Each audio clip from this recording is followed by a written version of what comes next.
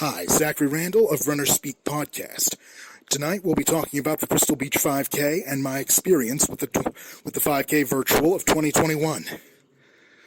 The Crystal Beach 5K was originally proposed as a concept in 2004 and run the following year of 2005. Starting out with 70 runners, it quickly gained popularity and rose into the hundreds and became one of Ontario and the Niagara region's premier running events for both Canadians and Americans. Run over the Canadian Thanksgiving weekend, the Crystal Beach 5K is indeed a fun experience. I did the 5K virtually due to the pandemic, as did many other people who run this race year by year. But I know that the people of this organization are always friendly, considerate, accommodating, and welcoming, as I've been in touch with them and have met a few, and they've always striven to do what's best to make this event a success in every way they can see possible. The 2021 5K was held virtually, in which case we all got to run the race in our own setting, rather than running the traditional course, which can be viewed on their website.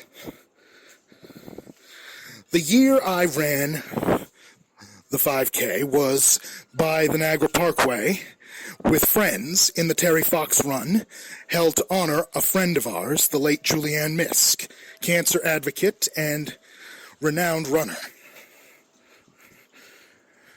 At the end of the day, I had placed my resolve into running my best. I even reached out to one of the race directors in the hopes of securing a race bib from the previous year. And it arrived just in time. On the day of the run, I didn't score the time I wish I could have, but in all, I had fun. And in many ways, I think that's what mattered. Sometime later, after the results poll closed, however, I had placed a respectable 30th overall and first in my age group. And honestly, that came as a great shock. Though, there's an interesting story that has a side to this. You see, in the years that I have been doing many different races, not all of them had offered age group awards. And as a result, even though I placed in my age group many times, charity events only honored the top finisher in each age group, first place. So I would reach out to a local trophy shop, Allison Sports and Award Promotions, to get a medal engraved in the hopes of just, having a reminder of how well I'd done. The weeks leading up to the Terry Fox in Crystal Beach, I had been in their store, and I had looked at something that just seemed to call out to me.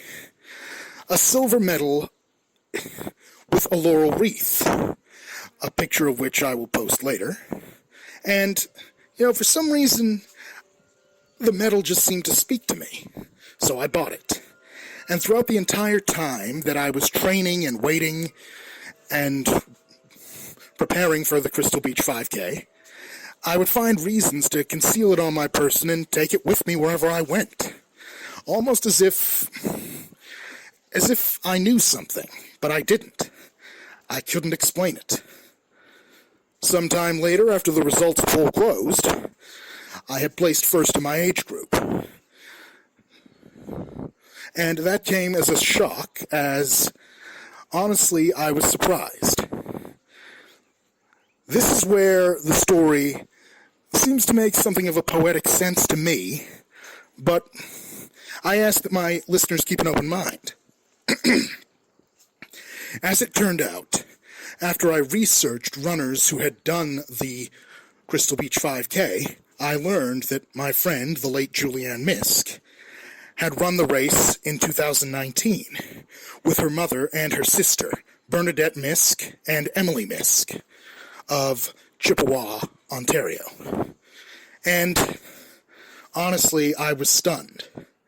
When I looked at her results page, it showed that Julianne had placed 230th overall, and it was the last race she ever did. I know it may sound like a strange feeling, but honestly, ever since I met her, I stopped believing in coincidences and started to read signs more. There was another interesting factor that I overlooked when I gave it more thought. One thing I had wanted to do, in addition to paying tribute to my friend Julianne, was also maybe invoke some good fortune in my running that day. As a Clydesdale runner, someone who exceeds 200 pounds, I knew I would be having a bit of a struggle, even though I run frequently. So, when I sent away to the race director for a race bib of the previous years, I selected one that I had honestly hoped I would come by. The race bib number was 419, the same number of an Olympic champion, whom I admire greatly, the late Harold Abrahams, 100-meter dash champion of 1924 Olympic Games, Paris. Sometime after I wore that number and took the gold in my age group, I looked at the main shop address of where the Crystal Beach 5K is held, and one of their key sponsors, Rain Active Wear. The address of Rain Active Wear was 419 Derby Road, Crystal Beach, Ontario, and I was stunned.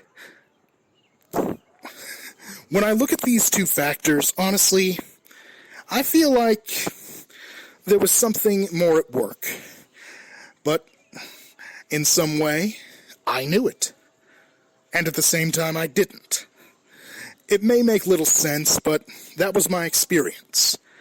Now that races are going live again, I can honestly say I recommend the Crystal Beach 5K, and I hope that this is a race that will continue to have positive feedback and fill everyone with anticipation. Crystal Beach has changed over many years from a place of the amusement park and Americans coming over daily on sailboats to promenade along the lakeside. And honestly, things will continue to change. But one thing that remains constant is the fact that it is a beautiful place, and the race surely will call the name of many people to come and enjoy it. Thanks for listening. This is Zach Randall of Runners Speak.